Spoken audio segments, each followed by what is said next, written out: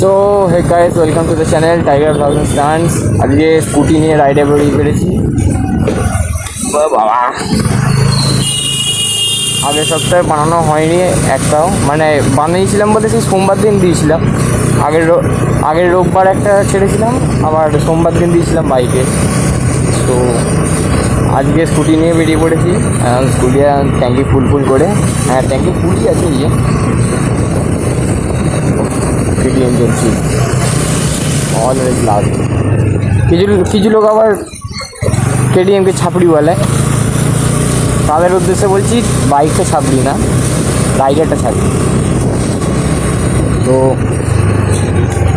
আর আমার সাথে গাড়িতে একা নেই, আমি আরেকজন আছে, পুরো মুখ ঘোরাতে পারছি না। দেখি এদিকে দেখা, ঋষি আছে আমার সাথে, ও সাইকেল আমার ঘরে রেখে দিয়েছে, দিয়ে আমার সাথে বেরিয়েছে।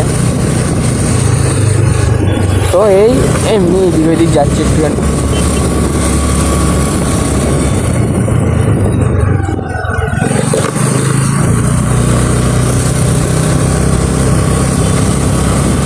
এই দিক দিয়ে যাবো, কেবিনদারের উপর দিয়ে ঘুরে আবার চলে আসবো।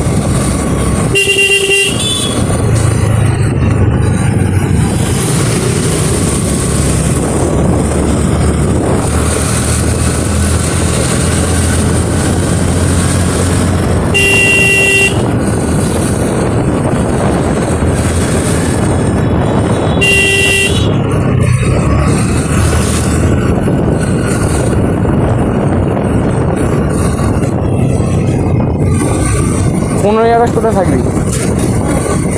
থাকবি? 15 আগস্ট ভোরবেলা বেরোবো ভাবছি। ভোরবেলা চ না, ভোরবেলা তোকে ফোন করলে পাবো তো ভোরবেলা? হ্যাঁ সেটাই তো বলছি, 15 আগস্ট, তারপর মহালয়ের দিনে ভোরবেলাই বেরোবো। আর নাহলে এক কাজ করলে হয়, 15 আগস্ট বিকেলবেলা বেরোবো। বিকেলবেলা বেরিয়ে ভোরবেলা দেখি রাইড ঠিক করি। দাঁড়া,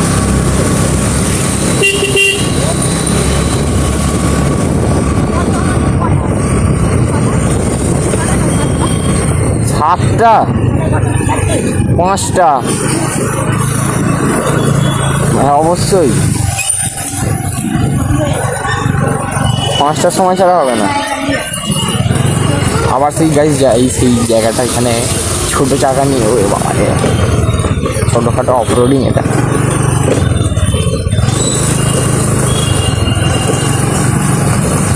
বাপরে বাহ, আমার জায়গা দিয়ে একটা গাড়ি ঢুকে গেছে, মানে যাওয়ার পর হয়ে গেল। ভাই ভাই কী অবস্থা, পা ফেলবো না, এই কি অবস্থা।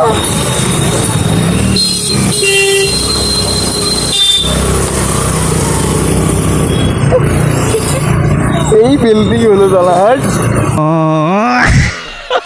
তো গাইস ওখানে একটু দাঁড়াতে হয়েছিল, আর এমন রাস্তা এখানে,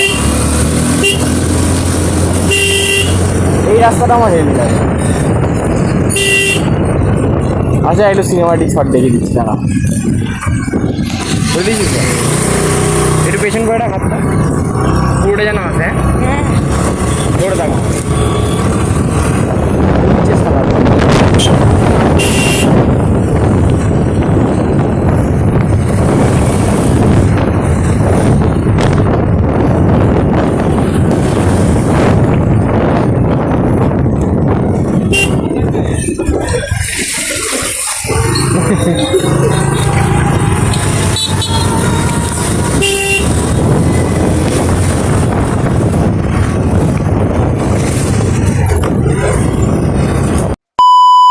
আমাদের এই যে সেই কেনা জায়গা, এখানে দাঁড়িয়ে আমার তো এখানে যাচ্ছি, এখানে হবে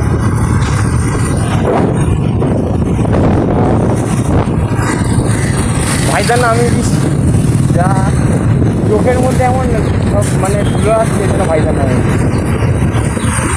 এই এরকম করে পেছন করে ধরে না, আর এখন বুড়ো আঙুলটা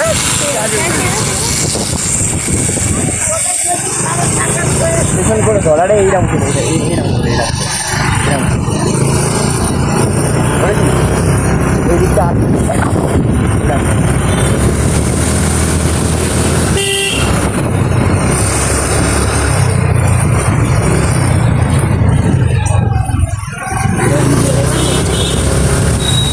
না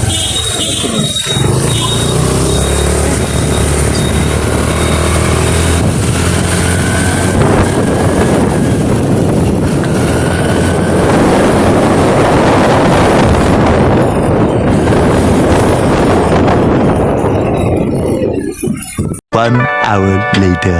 তো গাইজ রেড বুল নিয়ে নিয়েছি,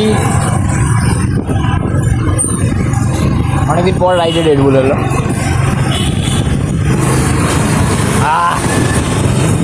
এটাই তো আসল এনার্জি।